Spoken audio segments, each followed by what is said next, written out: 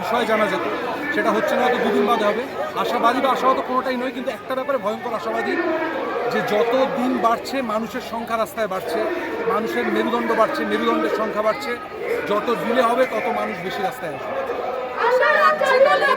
আন্দোলন চলছে, আমরা সবাই ইতিবাচক, তাই জন্য আন্দোলন চলছে, আমরা সবাই পজিটিভ থাকছি।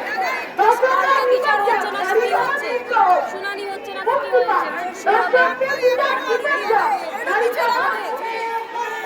তাড়াহুড়োর ব্যাপার নয়, বিচারটা যাতে ঠিক হয় সেটাই চাই। পুরুষতন্ত্রকে যেটা একদম একদম আমাদের বেস লেভেল থেকে সরিয়ে দিতে হবে। আমরা সবাই অনেক ভুল করে এসেছি, সেই ভুলগুলো সরাতে গেলে অনেকটা সময় লাগবে। সেই ভুলের লড়াই এটা, সেই ভুলগুলো সংশোধন করার লড়াই এটা। তার জন্য এটা ইম্পর্টেন্ট যে আমরা এই বিচারটা পাই। এই বিচারটা তিলোত্তমার তো বটেই, কিন্তু আরো বড় বড় বড় আরো বড় অনেক।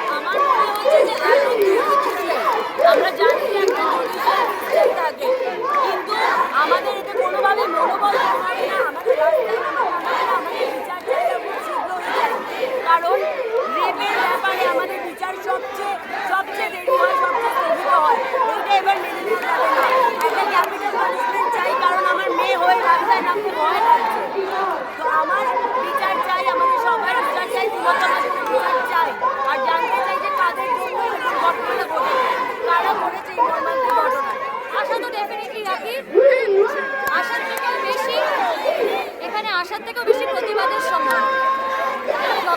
যতই পিছক দিন, যতদিন না এইটাই বিচার হবে, কলকাতার প্রত্যেকটা মানুষ, ভারতবর্ষের সমস্ত মানুষ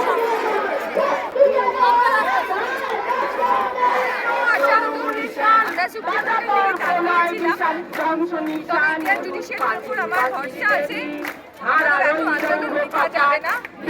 আর যতদিন আমরা রাস্তা ছাড়বো না, আমরা কেউ রাস্তা ছাড়বো না। বেশি আমরা ধৈর্য ধরে আছি, আশা করছি যে নানান মতে কোনো রথের ঠিকানা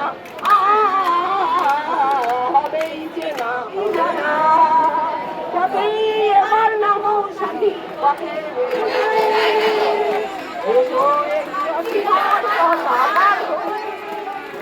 তোমার হচ্ছে না জলস্রোতে নানান মতে কোনো রথের ঠিকানা